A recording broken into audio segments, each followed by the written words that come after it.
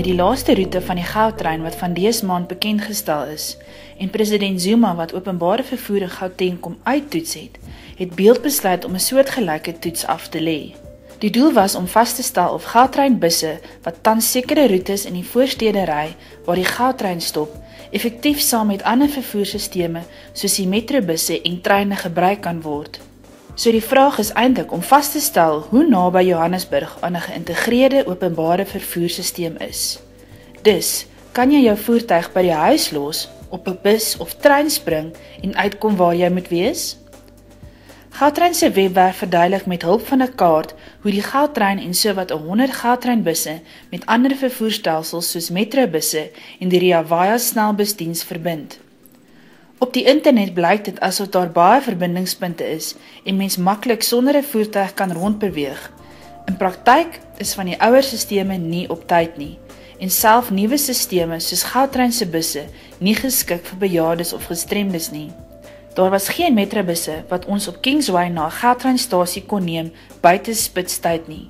Leidens Metrobus se webwerf was die enigste bus wat ons naby Kingsway kon vang, een bus teen 7:50 en die ander een om 16:20 by die SAIK.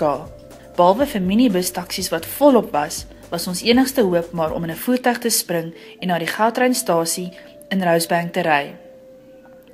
Vanaf Gautrain was dit 'n vinnige proses. Dit het ongeveer 5 minute op die trein geduur tot by Sandton. Hier was aanwysings na Gautrain se busse ietwat verwarrend, maar met een vraag is ons in die regte rigting gestuur. By al die Gautrain stoppe, behalwe die lughawe en parkstasie, is daar Gautrain busse wat sowat 4 verskillende roetes in die voorstede inbeweeg. Ons het op die S5 of die Fourways bus geklim en tot by die roete se eindpunt by Monte Cassino gery.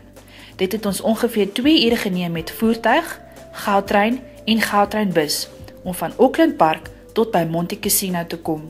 Volgens Google Maps is dit ongeveer 'n 22 km roete van Auckland Park tot by Monte Cassino, wat in 'n ideale wêreld sowat 28 minute moet duur met 'n kar.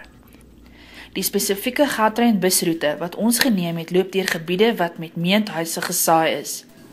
Mense in die area wat naby Gautrain stoppe geleë is, mag moontlik nie 'n voertuig benodig nie, maar die probleem kom wel in wanneer mens van die roetes moet afdwaal.